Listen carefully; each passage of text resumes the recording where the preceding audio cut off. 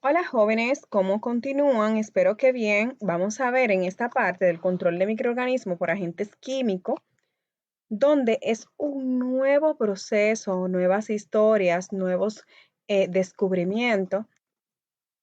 Vamos a ver que en los tiempos remotos vemos cómo habían procesos quirúrgicos donde las infecciones eran elevadas. Posteriormente a un proceso de cirugía eran miles de cantidades de personas que se infectaban, otras morían y la preocupación era grande, donde un joven médico británico llamado Joseph Lister implementa procedimientos que había leído sobre lo que eran los trabajos de Louis Pasteur con respecto a la industria vinera, con respecto a aquellos microorganismos que él pudo descubrir en el ambiente y que utilizó el calor para eliminarlo. Y con estas lecturas de esas experiencias, él pudo implementar y comprobó que de implementando lo que era un compuesto conocido como el fenol o el bicloruro de mercurio en el lavado de lo que era materiales quirúrgicos y también lavado de mano, lavado de herida y diferentes instrumentos. Al implementar esto, la infección se redujo y fue un éxito este procedimiento. Posteriormente, el proceso se modificó dependiendo el compuesto, ya sea dependiendo qué querían eliminar, concentraban un poquito más el fenol o lo hacían un poquito más diluido cuando era a nivel de tejido vivo para que sea menos irritativo y pudieron tener buenos resultados. Vamos a ver en continuación, nosotros conocemos agentes químicos, compuestos que van a eliminar lo que son microorganismos dependiendo de cuál sea su lugar de acción. Quimioterapéutico, que lo vimos en la clase anterior, aquellos compuestos que se suministran vía sistémica para disminuir el riesgo de infección o disminuir microorganismos en lo que es materia viva o sistema. Agentes físicos, donde tenemos lo que es la temperatura, la radiación, la proceso de osmosis, filtración, etcétera. Aquellos que se implementan también para la eliminación de microorganismos o reducción de esto. Tenemos diferentes términos que ya lo habíamos mencionado anteriormente, pero valga la redundancia, volví lo coloqué para volverlo a mencionar. Sepsia, sucio o contaminación, en el caso de tejido infectado o conocido como suciedad. Asepsia viene siendo sin gérmenes o eliminación o ausencia de lo que es agentes infecciosos o bacteria. Tenemos el proceso de antisepsia, que es el proceso mediante el cual un agente químico actúa sobre una superficie biológica para eliminar o reducir la población de este. Tenemos que, pero en el caso de esta es sobre una materia viva. Tenemos lo que es desinfectante, eliminación o reducción de microorganismos, donde este se va a implementar en un material inerte, aquel como meseta, piso, paredes, etcétera. Descontaminación es un proceso que va a conllevar paso a paso diferentes procedimientos para tratar de eliminar o erradicar agentes que se pueden encontrar en esas áreas y de esta forma poder reducir ciertas poblaciones o eliminarla por completo. Saneamiento, que ya lo habíamos mencionado anteriormente. Agentes químicos no son más que aquellos que lo podemos clasificar en dos. Antiséptico, aquellos que se van a utilizar como la clorexidina, alcohol, peróxido de hidrógeno, yodo en solución, yodóforos, nitrato de plata, que van a actuar sobre materia viva, desinfectante, compuestos clorados, glutaraldehído, alcohol óxido de etileno, que van a actuar sobre superficies inanimadas. Tenemos los niveles de agentes químicos en el caso de antimicrobiano. Decimos que ciertos compuestos químicos tienen nivel alto, aquellos que tienen la capacidad de eliminar espora bacteriana, micobacteria, bacterias vegetativas, virus y hongo. Mientras que cuando decimos que es intermedio, este solo va a eliminar micobacteria, bacterias vegetativas, virus y hongo. A diferencia y con menos capacidad de los agentes con bajo poder de acción frente a los microorganismos, donde solamente van a eliminar células vegetativas y virus, pero virus no todos, los encapsulados no lo eliminan.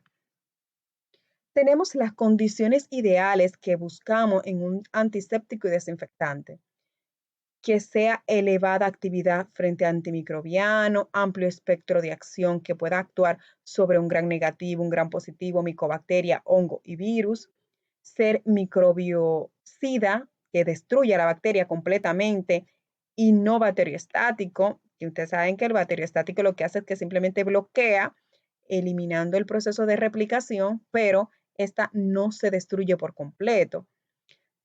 Ser estable por varios meses. Mantener estable en presencia de materia orgánica. Cuando un compuesto químico se va a adherir a una materia orgánica, esta debe de enjuagarse, alguna superficie debe de enjuagarse para eliminar la materia orgánica y el compuesto químico pueda actuar de manera directa sin ningún bloqueo de esta materia. Mantener una homogeneización uniforme en el compuesto o diluente, que esté presente una baja tensión en superficie de penetración, ser compatible con otro compuesto químico o simultáneamente, que cuando éste se unifique con otro no haya efectos adversos, no ser tóxico para tejido o superficie o materia viva, no ser corrosivo para metales, maderas, en el caso, sus propiedades que sean organolépticas, en el caso que no tenga un olor desagradable, que sea como capaz de uno poder estar en contacto con este, que sea que se destruya en el caso de que no destruya objetos. Hay algunos desinfectantes o antisépticos que son corrosivos cuando se agregan a cierta superficie. No perder la actividad frente a ciertas temperaturas o pH. Este es el deseo que nosotros necesitamos que un compuesto cumpla, pero eso es un poco imposible porque no todos los microorganismos tienen las mismas estructuras. Hay algunos compuestos químicos que hacen su acción de manera efectiva sobre uno, pero no sobre otro, porque otros tienen composiciones más complejas. Vamos a ver, ya esto es simplemente mencionarlo. Microbiocida, incapacidad de reproducirse o muerte irreversible, mientras que el bacteriostático va a inhibir lo que es el metabolismo de lo que es el microorganismo, pero tiene la capacidad de poder restablecerse. Si la acción no ha sido persistente hasta destruirlo por completo. Tenemos que los factores que pueden afectar la efectividad de un compuesto químico, vamos a ver el tiempo de contacto, el tipo de agente, la curva de muerte, formulación de tiempo de preparación, la temperatura, pH. Estos factores pueden incidir cuando un compuesto químico está frente a lo que son las esporas, micobacteria, virus, priones y espora. En los factores que afectan, vamos a ver que lo que es la muerte de un microorganismo, cuando un agente se le agrega o un compuesto químico se le agrega, ejemplo, el hipoclorito de sodio, agregamos a una meseta. Esta puede estar en el proceso de exponencial o de replicación, pero ¿qué pasa? Si yo le agrego lo que es el hipoclorito, ahí esta puede ser que se mantenga en un proceso ya de destrucción o desclive.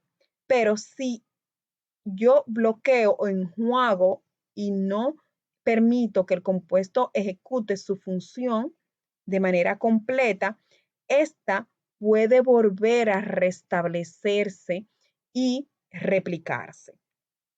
Vamos a ver que dentro de los agentes químicos tenemos los compuestos fenolíticos, que no son más, este fue uno de los primeros compuestos eh, implementado por Joseph, que este actúa como antiséptico desinfectante usado de forma generalizada.